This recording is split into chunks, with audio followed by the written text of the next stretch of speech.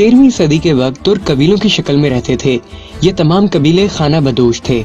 जहाँ सरसब्ज इलाका और पानी नजर आया वहीं खैमे गाड़कर डेरा डाल लिया करते। उन कबीलों में एक कबीले का नाम काई कबीला था। काई कबीला बाकी कबीलों से कुछ बड़ा और ताकतवर था। सुलेमान शाह उस कबीले के सरदार थे। ये निहायत जंगजू कबीला था।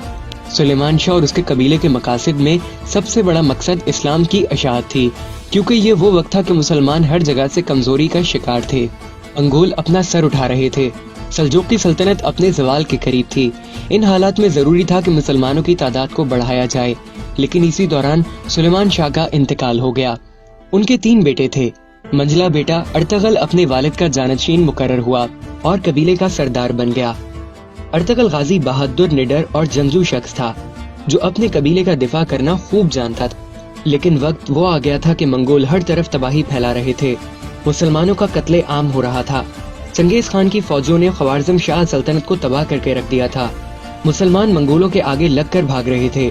इस सूरत हाल में अर्तगल मंगोलों का मुकाबला नहीं कर सकता था, इसलिए वो अपने कबीले को लेकर सल्जूकी सल्तनत की तरफ रवाना हो गया। उसके साथ तकरीबन 400 के लगभग खानदान थे।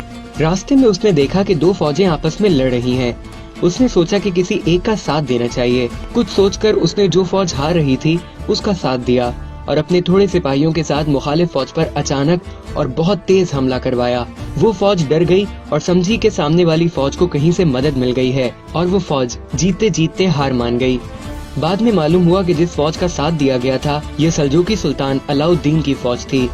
मुखालिफ फौज के बारे में इख्तिलाफ पाया जाता है।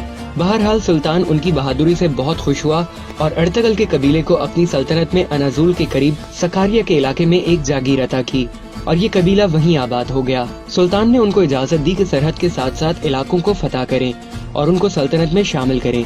ये इलाका बाज़ंतीनी ईसाई सल्तनत के बिल्कुल साथ जुड़ा हुआ था। अर्तगल ने कुछ ही अरसे में अपनी शुजाअत और बहादुरी का सिक्का बिठा दिया। उन फतूहात का नतीजा ये हुआ कि बाकी बहुत से तुर्क कबाइल भी अर्तगल के साथ मिल गए और उसे अपना सरदार तस्लीम कर लिया। अर्तगल सुल्तान अलाउद्दीन के नायब के तौर पर भी लड़ता रहा और उसकी ताकत में दिन ब दिन इजाफा होता गया। अर्तगल ने बाज़ंतीनी सल्तनत के एक बहुत बड़े मुतहदा लश्कर को शिकस्त दी। मुद्दतों उस जागीर को हासिल करने के लिए मुसलसल जंगें लड़ते रहे और 1281 में 90 बरस की उम्र में अर्तगल का इंतकाल हो गया। उसके जानशीन उसका एक बेटा उस्मान गाजी था। उस्मान अपने वालिद की तरह पक्का मुसलमान, बहादुर और हौसलामंद था। उसने भी फतूहात का सिलसिला जारी रखा। 1299 में सल्जूक सल्तनत बिल्कुल खत्म हो गई। उस्मान गाजी ने अपनी तमाम मफ्तूहा इलाकों में अपनी खुद मुख्तार हुकूमत का ऐलान कर दिया। यूं सल्जूकी सल्तनत से अलहदा उस्मानी सल्तनत कायम हुई। अमीर उस्मान गाजी ने बहुत से शहरों और किलों को फतह किया और यही शहर, जो कि बरसा का एक जिला था, को अपना दारुल हुकूमत बना लिया। सुल्तान उस्मान को सल्तनत का मिलना और एक मजबूत इस्लामी सल्तनत का कायम होना अल्लाह की मर्जी थी। उस सल्तनत के कायम होने के बाद मुसलमान मुत्तहिद होना शुरू हो गए। बुरसा की फतह के बाद सुल्तान उस्मान बीमार पड़ गए और 1326 में वफात पाई। जब सुल्तान उस्मान का इंतकाल हुआ तो सल्तनत का रकबा 16,000 मुरब्बा किलोमीटर था।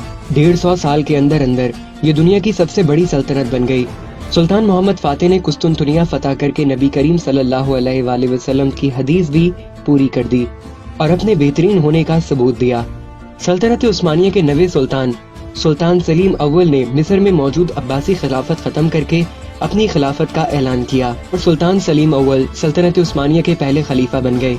ये सल्तनत 623 साल कायम रही और 1922 में खत्म हो गई। सुल्तान उस्मान के नाम से ही सल्तनत को सल्तनत उस्मानिया कहा गया। इंग्लिश में इसे ओस्मान एम्पायर कहते हैं। कुछ इलाकों के लोग इसे अपनी जुबान की वजह से ऑथमान एम्पायर कहते थे। आहिस्ता आहिस्ता ऑथमान से ऑटोमन एम्पायर कहा जाने लगा, फिर इसका नाम यही पड़ गया।